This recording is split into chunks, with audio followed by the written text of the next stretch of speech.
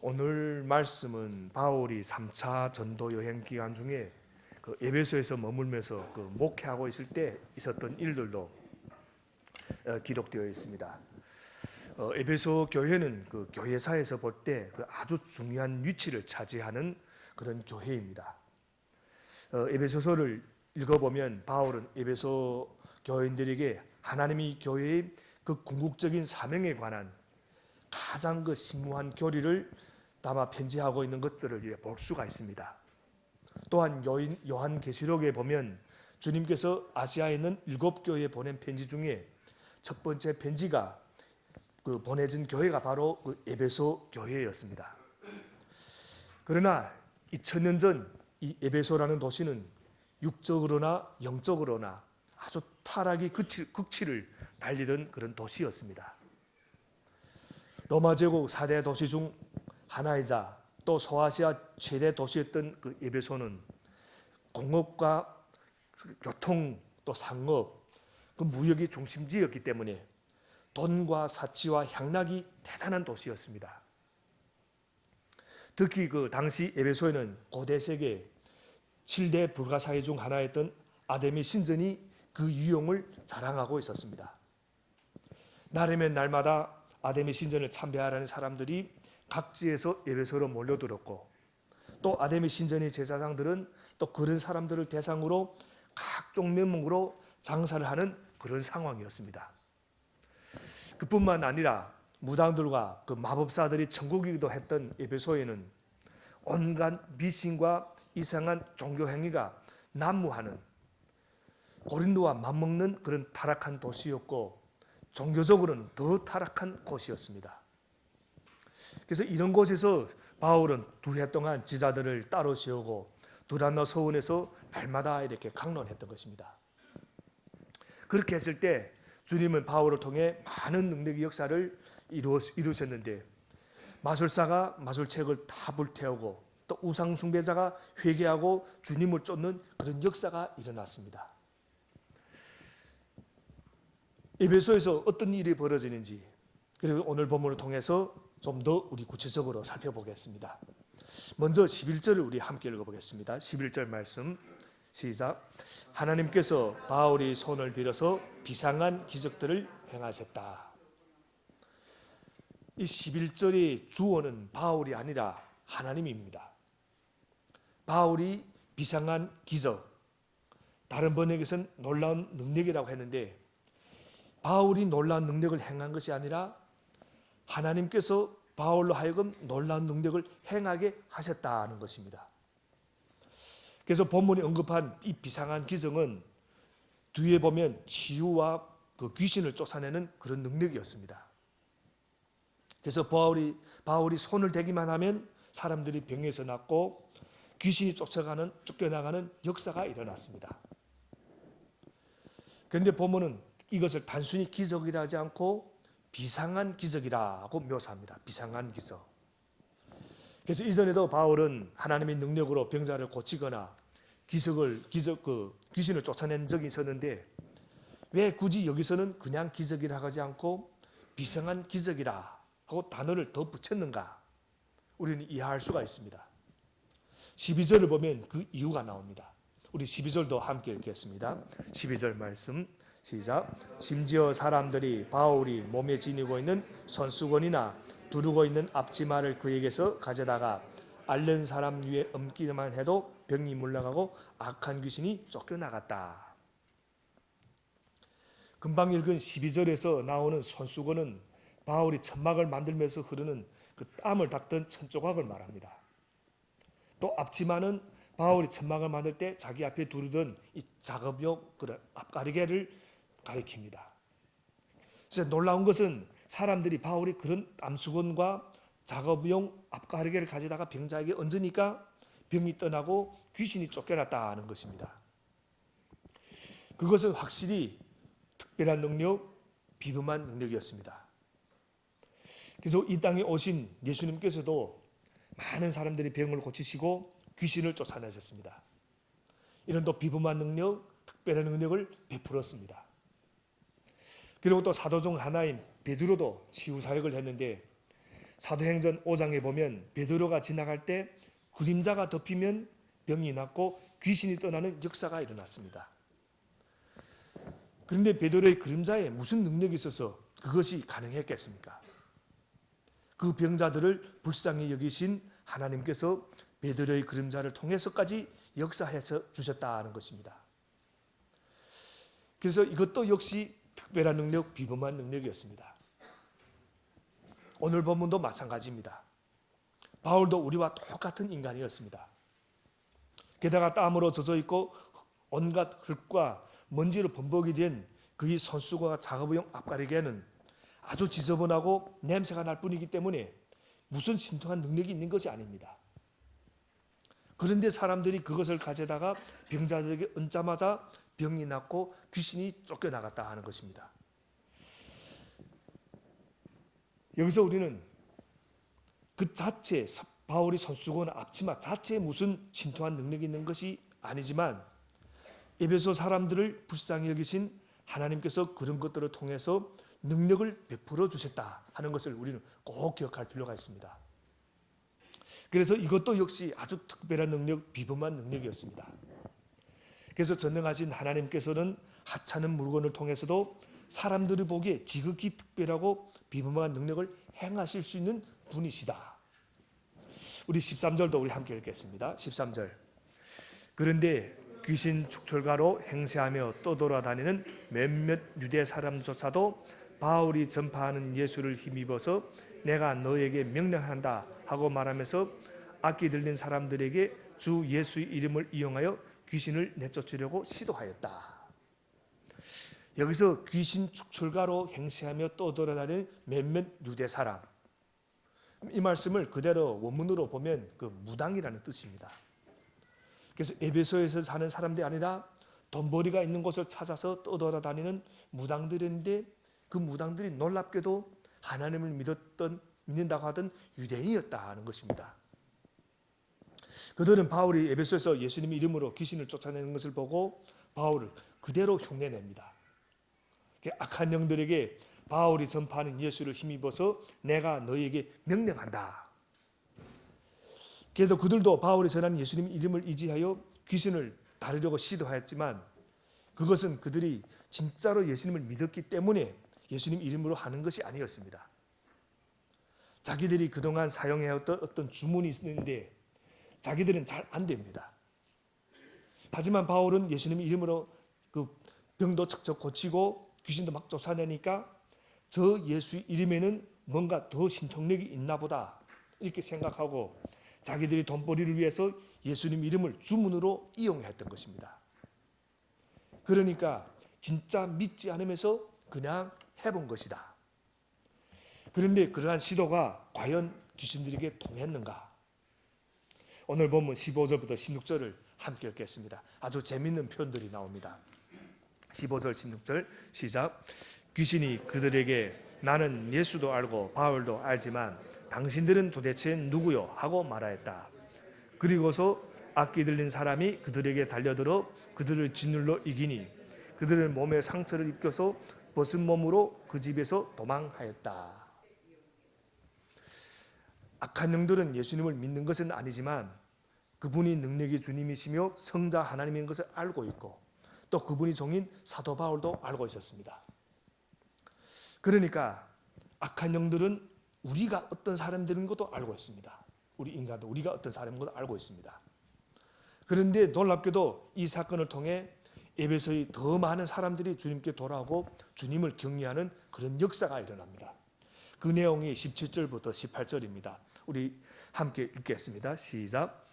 이 일이 에베소에 사는 모든 유대 사람과 그리스 사람들에게 알려지니 그들은 모두 두려워하고 주 예수의 이름을 찬양하였다. 그리고 신도가 된 많은 사람이 와서 자기들이 한 일을 자백하고 공개하였다. 이때는 그 바울이 에베소를 두 번째로 다시 찾은 이 바울이가 에베소에서 복음을 전하고 가르치기 시작한 지 최소 한 2년 이상 지났을 때였습니다. 그래서 에베소에는 매일 도라너 서원에 모이는 그리스도인들 외에도 바울로부터 복음을 듣고 예수님을 믿게 된 사람들이 있었습니다. 그들 가운데 많은 사람들이 바울을 찾아와서 자신들의 죄를 자복하고 회개했다 하는 말씀입니다. 그리고 더욱 놀라운 일이 일어납니다. 19절 말씀입니다. 19절도 함께 읽겠습니다. 또 마술을 부리던 많은 사람이 그들이 책을 모아서 모든 사람 앞에서 불살랐다. 책값을 계산하여 보니 은돈 5만 립에 맞먹었다. 여기서 13절에 나오는 마술하는 어떤 유대인들은 무당입니다. 반면 이 19절에 마술을 부리던 사람들은 마법사를 가리킵니다. 그래서 요즘은 우리 마법사 하면 그 해리포터 같은 이런 것들 때문에 아주 친근하게 다가오지만 사실은 마법을 행하는 사람들입니다. 진짜 마법이 아니라 눈속임으로 사람들이 호기심을 자극하면서 자신들이 마치 사람들의 운명을 알고 또 바꾸어 줄 수 있는 것처럼 사람들을 현혹하는 자들입니다. 그런데 놀랍게도 그런 마법사들이 그동안 그렇게 애중주지했던 사용했던 마법책들을 모아가지고 와서 사람들이 다 보는 앞에서 공개적으로 불에 태워버렸다 하는 것입니다. 아주 놀라운 일입니다. 그 마법책들은 마법사들이 돈 벌을 하기 위해서 반드시 사용해야 하는 아주 필수한 그런 도구였고 그런 책이었습니다. 그런데 그들이 지금 이것을 미련 없이 불살라 버립니다. 그냥 마음으로만 나는 이제부터 마법을 하지 않겠다 하고 결심한 것이 아니라 행동으로 다 불태워버림으로써 정말로 이 마법을 끊어버렸던 것입니다. 다시 돌아갈 수 있는 그 길을 자기들로 막아버린 것입니다. 그래서 바울의 사역을 통해 살아계신 하나님의 능력을 확실히 보게 된 이들은 그동안 자신들이 해온 일들이 얼마나 무익한 것이었는가, 얼마나 또 헛된 일이었는가, 얼마나 악한 일이었는가 것을 깊이 뉘우치고 주님을 향해 분명하게 돌아섰다. 이것을 보여주는 말씀입니다. 그냥 말로만 돌아선 것도 아니고 마음으로만 한 것도 아니고 돌아갈 길을 다 막는 진짜 행동으로 보여줬다는 것입니다. 그리고 사람들이 또 그 책값을 계산했다 하는 말씀이 나오는데 거기에 있던 사람들도 다 놀라서 이게 돈으로 따지면 얼마인지 계산까지 해보았습니다. 이 당시 그 에베소에는 대부분 그 헬라인들이 많이 살았기 때문에 그 은 5만 그 화폐 단위는 헬라 화폐 단위인 그 드라크마를 사용했습니다. 드라크마. 또 아니면 그때 당시에 로마 제국의 그 시대였으니까 로마 화폐 단위였던 데나리온을 것이라고 학자들은 추정하고 있습니다. 그런데 드라크마나 데나리온이나 화폐 가치가 노동자 하루 품삯으로서 둘 다 똑같습니다. 그래서 은 5만 드라크마는 지금으로 환산하면 노동자 137명이 그 1년 내내 일해서 버는 품삯과 말먹을 정도로 아주 큰 돈이었습니다. 이렇게 엄청난 액수의 마법 책들이었는데 에베소의 마법사들은 그 책들을 다 들고 나와서 모두 불살라 태워버렸다 하는 내용입니다. 그냥 미련 없이 다 불태워버렸습니다. 살아계신 하나님이 엄청난 능력을 확인함으로써 그동안 자신들의 인생을 헛되게 만들었던 이 마법에서 벗어나 그들의 인생이 회복된 것입니다. 그래서 우리도 그렇습니다. 하나님을 믿는다고 하면서도 우리가 여전히 집착하고 있는 그것이 바로 우리 각자의 은 5만 그 드라크마입니다. 그래서 집착은 어느 것 하나에 마음이 쏠려 계속 거기만 매달리는 이런 것을 의미합니다. 그러므로 우리는 지금 우리가 집착하고 있는, 다시 말해 우리로 하여금 눈과 귀를 잃게 하고 있는 우리 각자의 은 5만 드라크마가 무엇인지 우리는 꼭 이런 말씀 통해서 우리가 점검해 볼 필요가 있습니다. 내가 지금 신앙생활 하면서 내가 집착하고 있는 어떤 것이 있지는 않는가. 그래서 아무리 좋아 보여도 나의 삶을 무의미하게 만드는 것, 내 마음을 황폐하게 만드는 것, 바로 그것이 우리가 집착하고 있는 은 5만 드라크마인 것입니다. 그래서 내 삶에 몰래 감춰놓고 즐기고 있는 것, 그것. 사실은 이러면 안 되는데 하고 알지만 나에게 기쁨과 재미를 줘서 버릴 수도 없고 그렇다고 안 버릴 수도 없는 것. 그런데 사실은 내게 해가 되는 것. 그것이 무엇인가? 사람마다 다르겠지만 분명히 있을 것입니다. 우리 각자에게, 저희에게도 있습니다. 저도 지금 그걸 가지고 계속 싸우고 있습니다. 그것을 버려야만, 불에 태워버려야만 제대로 된 믿음의 삶을 우리가 살 수가 있는 것입니다. 오늘 우리도 에베소 사람들과 마법사들처럼 우리 눈과 귀를 잃어버리게 만든 우리 각자의 은오만 드라크마를 성령님의 불로 가차없이 또 미련 없이 불사르는 용기가 오늘날 우리에게 필요한 것입니다. 그래서 우리 인생을 갉아먹고 삶을 황폐하게 시키는 집착에서 벗어나서 말씀으로 우리를 인도하시는 주님께 집중하는 그런 삶이 다 되어야 될 줄로 믿습니다. 20절도 우리 함께 읽겠습니다. 20절 말씀. 이렇게 하여 주님의 말씀이 능력 있게 퍼져나가고 점점 힘을 떨쳤다. 그 결과는 말씀이 능력이 나타나기 시작하는 겁니다. 그래서 본문은 우상과 타락과 미신의 도시 에베소에서 일어난 이 생명의 역사가 바울 개인의 능력에 의한 것이 아니라 바울이 전한 주님의 말씀이 능력이 있기 때문이라 하는 것을 분명히 여기서 보여주고 있습니다. 동시에 주님의 말씀이 또 힘을 떨쳤다고 말합니다. 그래서 우리 역사 속에는 수많은 권력자들과 무적의 군대들이 있었습니다. 그러나 그들이 지녔던 힘은 한순간의 정점을 지나면 반드시 쇠퇴하고 패배했습니다. 아무리 막강해 보이는 힘이라도 결국은 다 허무하게 없어질 것들에 불과합니다. 그러나 주님이 말씀을 받아들이고 살면 살수록 말씀이 능력 있게 퍼져나가고 점점 힘을 떨치게 된다. 이 말씀이 오늘 20절 말씀입니다. 그 힘이 근원이 전능하시고 영원하신 하나님이시기 때문에, 그래서 이 세상에 주님이 말씀을 이길 수 있는 것은 아무도 없습니다. 아무것도 없습니다.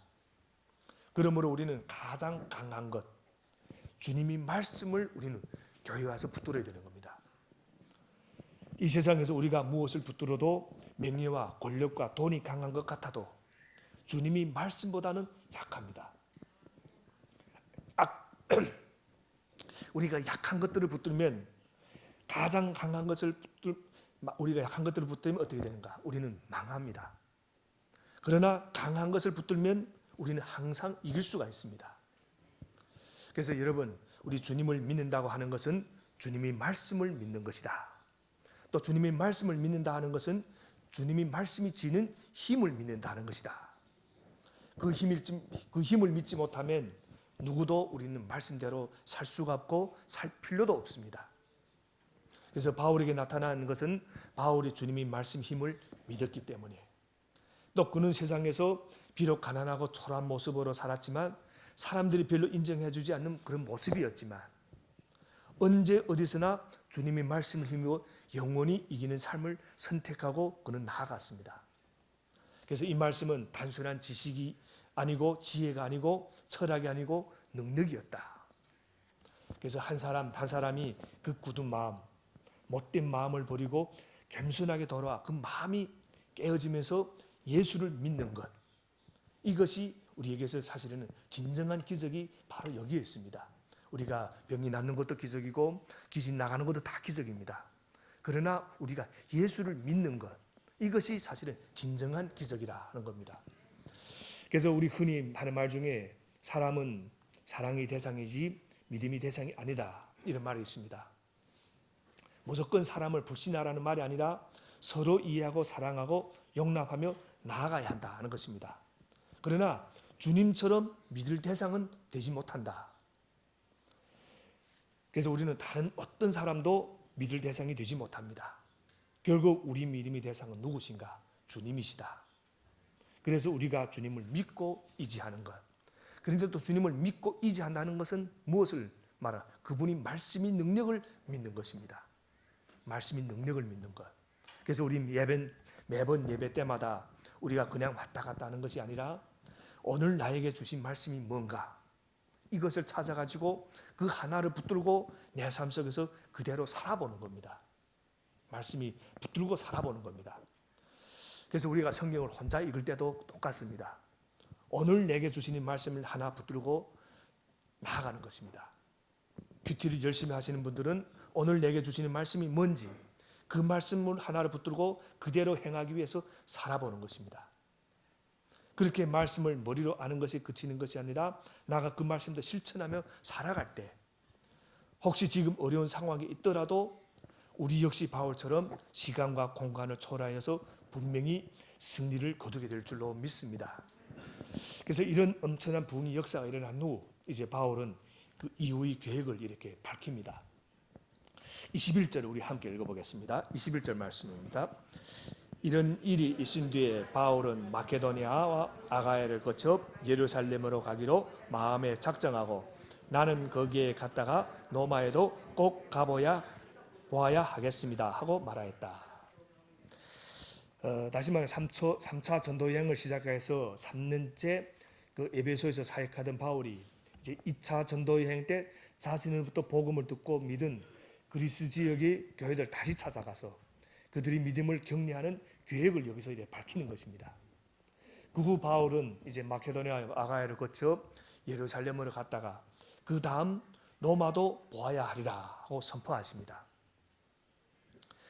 바울이 그 로마 제국의 심장인 그 수도 로마를 자신이 남은 생애의 마지막 전도지로 뒤로 삼겠다고 하는 그런 선포입니다.